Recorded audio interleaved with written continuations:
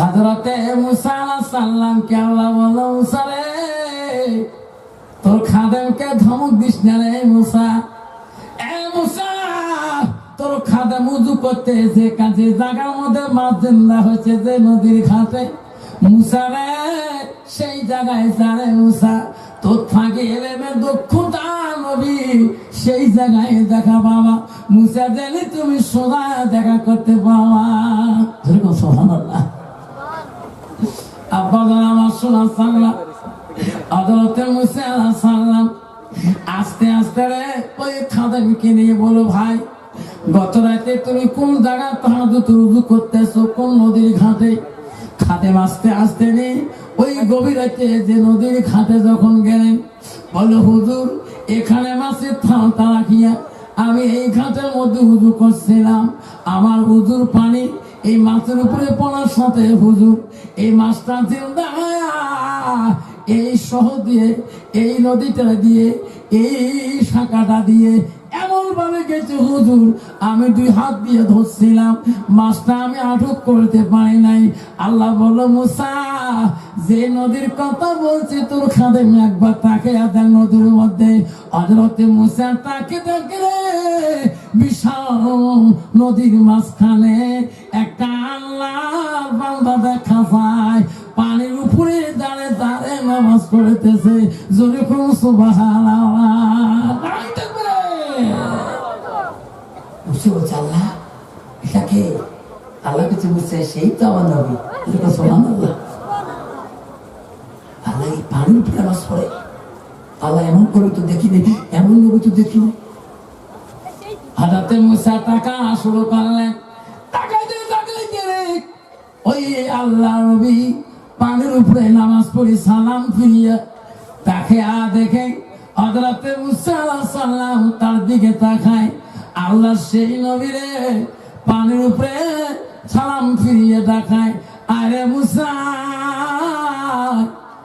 আয়, আমি আল্লাহর কাছে বহুদিন আগে ওয়াদা করেছি, আল্লাহ আমার কাছে ওই নবীকে দেখে দাও, আল্লাহ তোর নামে একটা মাওলা মুসা নবী রাখছো, আল্লাহ সেই নবীর বেলা তুমি খুবই ভালোবাসো, আল্লাহ সেই নবীটার সাথে একবার দেখা করে দাও। আমি সেই নবী পানি উপরে থাকি, মুসা তো দেখার জন্য আল্লাহর কাছে আমি খুব দোয়া করছি রে, আল্লাহ আজকে আমার সাথে তোমার মিল করে দিলেন। যেরকম সুবহানাল্লাহ। মুসা বলছে, হুজুর কেমন করে যা পানি পানির পাওয়ার আছে দেখি। আয় মুসা, পানির কোনো পাওয়ার নেই, পাওয়ার হলো কার? আল্লাহ। ধরুন পাওয়ার কার? জোরে কর, আরো জোরে। পানির কোনো পাওয়ার নেই, পাওয়ার কার?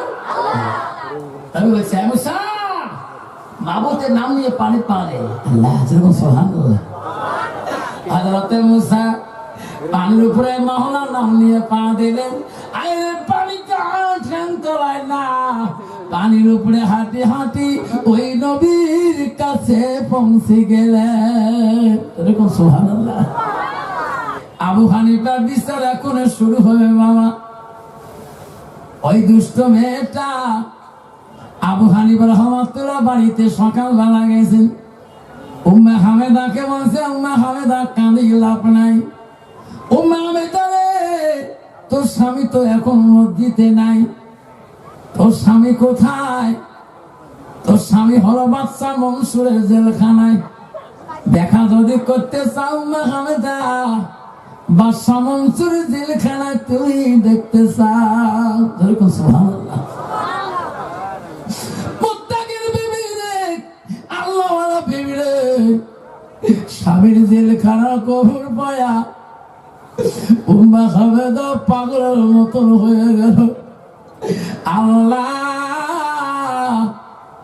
আমার স্বামী জেলখানায় বাদশা মনসুরের কেন? আল্লাহ আমার স্বামী কোনোদিন অপরাধ করে নাই, আল্লাহ নামাজের মশলা দোয়া করে দৌড়ে দৌড়ে যায় বাদশা মনসুরের জেলখানার দিকে রে। মোহাব্বতের বিবি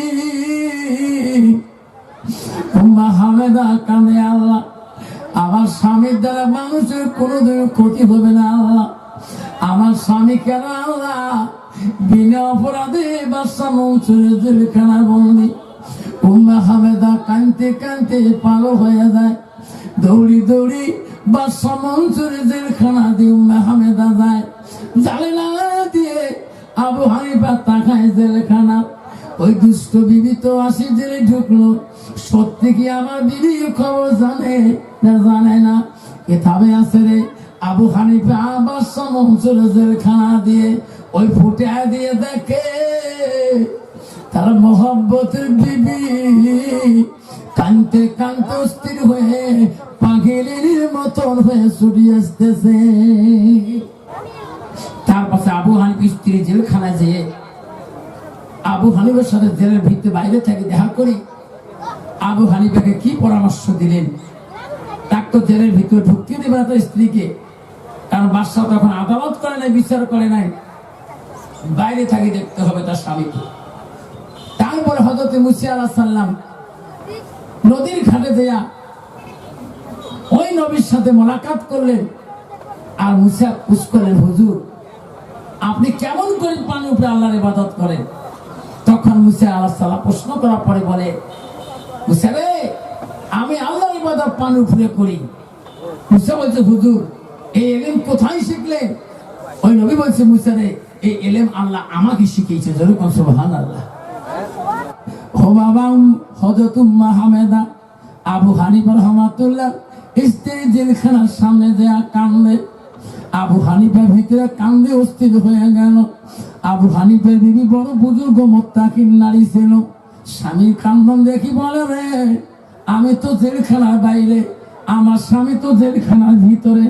আমি যদি বাইরে দুর্বল হয়ে যাই, আমার স্বামী ভিতরে বেশি দুর্বল হয়ে যাবে। তখন স্ত্রী বুঝ দিয়ে বলেন, স্বামী আপনি নিজে আমাকে কোরআন তাফসীর করে বুঝান। ওগো বিবি রে, আল্লাহ ওলিদের ঈমান পরীক্ষা করলে ধৈর্যশীল লাগবে। ওগো স্বামী, আপনি যদি ইচ্ছা আল্লাহর ওলি হয়ে থাকেন, ওগো স্বামী আপনি ধৈর্য নিয়ে জেলখানা থাকেন, আল্লাহ তোমার ন্যায় বিচারে ফয়সালা করবে। যেরকম সুবহানাল্লাহ।